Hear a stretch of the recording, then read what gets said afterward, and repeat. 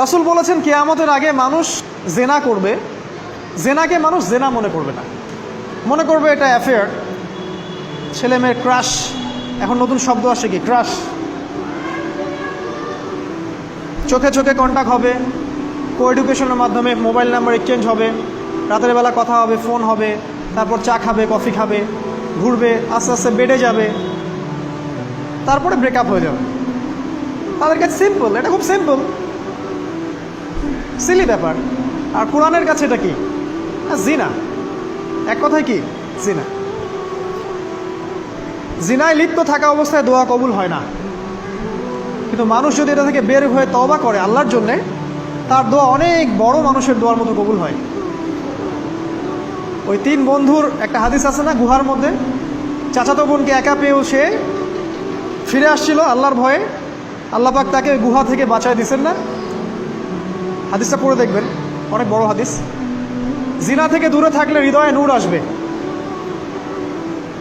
আপনি আমি যদি আমাদের চোখকে এই পর্যায়ে নিয়ে যেতে পারি যে কোনো গায়রে মাহরামের দিকে চোখ পড়লে আমরা নামিয়ে নিচ্ছি, তখন আপনি ফিল করবেন আপনার মনের মধ্যে নূর আসছে। এই যে আমি এখন একটা লেকচার দিচ্ছি, আমার খুব ভালো লাগছে। ঠিক রাস্তায় যেতে যেতে যদি আমি 8-10টা মেয়ের দিকে তাকাই, আমার এই নূরটা উঠে যাবে। জাহান্নামে কেন অনেক নারী থাকবে জানেন? কারণ তারা শুধু নিজেরা অপরাধ করে না, হাজারো মুমিন মানুষের নূর তারা কেড়ে নেয়। দ্যাট ইজ ওয়াই তারা জাহান্নামে বেশি থাকে। আরেকটা মেজর কারণ হচ্ছে তাদের উদ্ধত মাথা। মেয়েদেরকে বলছি স্পেশালি, হয়তো এই কথাগুলো মেয়েদের কাছেও যাবে। তাদের এই উদ্ধত মাথা আল্লাহর বিধানের সামনে আত্মসমর্পণ করতে চায় না। তাদের এই উদ্ধত মাথাটা আল্লাহর বিধানের সামনে আত্মসমর্পণ করতে চায় না, এ কারণে তারা জাহান্নামে বেশি থাকবে। যে কোনো বিধান আল্লাহ তাদের সামনে বলেন, সব মেয়ের কথা বলছি না, ম্যাক্সিমাম বিভিন্ন যুক্তি তারা দিবে। সামি'না ওয়া আতা'না এই পর্যায়ের না, যুক্তি দিবে। পর্দা করলে কি এখন কেমন করে চাকরি করব, পর্দা করলে কেমন করে পড়াশোনা করা যায়, এখন তো যাইতেই হচ্ছে, কিছু তো করার নাই, বিভিন্ন যুক্তি, হাজারটা যুক্তি তারা দিবে। কে জানি তাদের ব্রেইনটাকে পুরো ওয়াশড করে ফেলছে। আমি আপনাদেরকে বলছি কে করেছে, এটা করেছে স্বয়ং দাজ্জাল। স্বয়ং দাজ্জাল। কারণ হাদিস একটা আছে, রাসূল সাল্লাল্লাহু আলাইহি ওয়াসাল্লাম বলেছেন দাজ্জালের শেষ অনুসারী হবে এক শ্রেণীর নারী। মাশাআল্লাহ, দাজ্জালের শেষ অনুসারী হবে এক শ্রেণীর নারী। তাদেরকে ঘরে ইসলামিক অনুশাসনে রাখার জন্যে বাবা, ভাই, স্বামী শিকল দিয়ে বেঁধে রাখবে, তারপরেও তারা শিকল ছেড়ে বের হয়ে যাবে, আটকাতে পারবেন না। Because of their mind is brain washed. এ কারণে দেখা যায় তাদেরকে যখন কোনো বিধানের কথা আপনি বলবেন, তাদের এই উদ্ধত মাথাটা আল্লাহর বিধানের সামনে অবনত হতে চায় না, বিভিন্ন যুক্তিতর্ক তারা দেয়। এই কারণেই তাদের সংখ্যাটা জাহান্নামে বেশি হবে। আরও কারণ আছে, রাসূল বলেছেন সারা জীবন তাদের জন্য করবেন। স্পেশালি তাদের উদ্দেশ্য করে বলছি যাদের অ্যাফেয়ার আছে। যতই করেন, যত কিছুই করেন না কেন, আপনি যদি তাকে ভোগ বিলাস এবং পার্থিব সুখ শান্তি দিতে না পারেন, সে আপনাকে চিনবে না এক সময়। আপনি যদি আমাদের কথা বিশ্বাস না করেন, লিখে রাখতে পারেন। আর এমনিতে লিগ্যাল বৈবাহিক সম্পর্কেও সারা জীবন অনেক কিছু করবেন, হঠাৎ একদিন কোনো একটা কারণে ঝগড়া লেগে গেছে, তখন দেখবেন সে বলে বসবে সারা জীবন তোমার কাছে কিছুই পেলাম। আমি নারীদেরকে ছোট করছি না, তাদের কিছু কিছু পয়েন্ট বলছি, এইসব কারণে তারা জাহান্নামে থাকবে। আমি একটু এই কথাটা না বললে জাস্টিস হবে না। রাসূল সাল্লাল্লাহু আলাইহি ওয়াসাল্লাম মেরাজে গিয়েছিলেন, আপনারা জানেন। তিনি মেরাজের রাতে অনেক অলৌকিক জিনিস দেখেছেন, নবীদের সাথে সাক্ষাৎ করেছেন, ইভেন আল্লাহর সাথে কথা বলেছেন, আল্লাহর নূর দেখেছেন। এই সময় সবাই তাকে হাসি মুখে সম্বর্ধনা জানিয়েছিল। যার সাথেই দেখা হয়েছে তার সাথেই তিনি হাসি মুখে অভ্যর্থনা তাকে জানিয়েছে, আসসালামু আলাইকা আইয়ুহান নবী, সবাই বলেছে হাসি মুখে। একজন মালাক, একজন ফেরেশতা তাকে দেখে হাসেননি, একজন। আপনারা কি জানেন? রাসূল সাল্লাল্লাহু আলাইহি ওয়াসাল্লাম অবাক হয়েছিলেন। তিনি বলেছিলেন যে ইয়া জিবরিল, ওর চেহারাটা এত গম্ভীর কেন, সে আমাকে দেখে হাসছে না কেন, তার মুখে হাসি নাই কেন? জিবরিল আমিন বলেছেন যে তার নাম হচ্ছে মালাক, সরি তার নাম মালিক, তার নাম মালিক, সূরা যুখরুফের মধ্যে আছে, তার নাম মালিক। যেদিন থেকে আল্লাহ জাহান্নাম সৃষ্টি করেছেন, সেদিন থেকে তাকে জাহান্নামের দায়িত্ব দিয়েছেন। অর্থাৎ জাহান্নামের হেড অফ ডিপার্টমেন্ট ইনচার্জ, সেদিন থেকে তার মুখের হাসি উঠে গেছে। আমরা দোয়া করি আমরা যেন তার সাক্ষাৎ না পাই। তার কাছে পারমিশন নিয়ে রাসূল সাল্লাল্লাহু আলাইহি ওয়াসাল্লাম জাহান্নামের দিকে তাকিয়েছিলেন, ভিতরে দেখেছেন কি আছে। তিনি পরে যা ব্যাখ্যা করেছেন তা হলো, আমি দেখলাম সেখানে খালি মেয়ে আর সেখানে গাড়ি নারী আর নারী। এই হাদিসটা আপনার মাকে বলবেন, আপনার বোনকে বলবেন, আপনার মেয়েকে বলবেন, আপনার স্ত্রীকে বলবেন। এই হাদিসটা যদি কারো হৃদয়ের মধ্যে গেঁথে যেতে পারে, তার দ্বারা অন্যায় করা সম্ভব না। কিভাবে একটা মেয়ে সব কিছু উন্মুক্ত করে ঘুরতে পারে যখন অলরেডি তার আত্মা জাহান্নামে জ্বলছে অলরেডি, কারণ ভবিষ্যৎ তো আল্লাহ জানেন। যেমন ওমর রাদিয়াল্লাহু আনহু এর ঘর জান্নাতে আছে, রাসূল সেটা দেখে আসেন নাই? এসে ওমর ইবনুল খাত্তাবকে বলেছেন না যে আমি দেখে আসছি তোমার ঘর, আমি ঢুকিনি তোমার ঘরে তোমার আত্মসম্মানের কারণে। তার মানে তিনি পৃথিবীতে বিচরণ করছেন, ঘর তো জান্নাতে অলরেডি তৈরি হয়ে আছে। মেয়েরা দিব্যি ঘুরছে এভাবে, এবং তারা মোটেও সচেতন না তাদের ঘর হয়তো বা জাহান্নামে রেডি। আর আমাদের so called modern western civilisation এদেরকে ব্রেইন ওয়াশড করে দিয়েছে। তারা বাজার করছে, তারা নগ্ন হয়ে ঘুরছে, কাপড় পরেও তারা নগ্ন থাকছে, তারা মডেলিং করছে, গান গাচ্ছে, নৃত্য প্রদর্শন করছে, মিডিয়া আসছে, তার দেহ লক্ষ লক্ষ কোটি কোটি মানুষ দেখছে। হাজারো মানুষের নূর চলে যাচ্ছে, অন্যের নূর নষ্ট করে জান্নাতে যাওয়া যাবে না। রাসূল সাল্লাল্লাহু আলাইহি ওয়াসাল্লাম যে আলামতগুলো বলেছেন তার মধ্যে অন্যতম একটা আলামত হচ্ছে শেষ জামানায় মেয়েদের সংখ্যা বাড়বে, ছেলেদের সংখ্যা কমে যাবে। ইভেন একটা ছেলে 40টা মেয়ের দায়িত্ব নিবে। এটা আবার ভাববেন না 40টা ওয়াইফ, মা, খালা, নানি, ফুফু সব মিলায় 40। আর সামনে যে মহাযুদ্ধটা হতে যাচ্ছে এরপরে এরকমই একটা অবস্থা হবে যে ছেলেদের সংখ্যা পৃথিবীতে থাকবে না, খুব কম,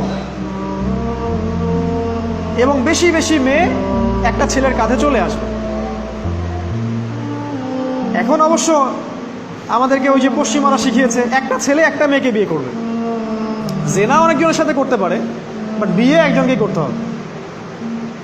এখনো যদি কোনো হুজুর বা কোনো ব্যক্তি, হুজুর না, কোনো আলেম, কোনো স্কলার বা যে কোনো ব্যক্তি দুটা বিয়ে করে, মানুষ মনে করে something is wrong, something is wrong with him. এই লোকের কোনো সমস্যা আছে মনে হয়, এর মানে চরিত্র ভালো না, এর মনে একটা দিয়ে আকাঙ্ক্ষা পূরণ হয় না, something is wrong with him, তাই না? এই চেতনাটা দজ্জাল শিখিয়েছে এদের। একটা ছেলেকে তৈরি করা হয়েছে সে যেন অনেকগুলা মেয়েকে বিয়ে করার ক্ষমতা রাখে, এভাবেই তাকে তৈরি করা হয়েছে। নাহলে আল্লাহ কখনোই 4, 3, 2 বলতেন না। হ্যাঁ, যদি আমি সমতা করতে না পারি তাহলে কি একটা কথা বলি, এই সাবজেক্টটা আপনাদেরকে হয়তো কেউ পড়ায় না। একটা বিয়ে করেও একটা ছেলে মিল্কেল ইয়ামিন রাখতে পারে। মিল্কেল ইয়ামিন মানে হচ্ছে দক্ষিণ হস্তের মালিক। মেয়েটাও জানবে আমি মিল্কেল ইয়ামিন, ছেলেও জানবে সে আমার মিল্কেল ইয়ামিন। এভাবেও একটা ছেলে একটা মেয়ে সিকিউরিটি, শেল্টার, ফুড সব কিছু পেতে পারে। এটা এখন উঠে গেছে,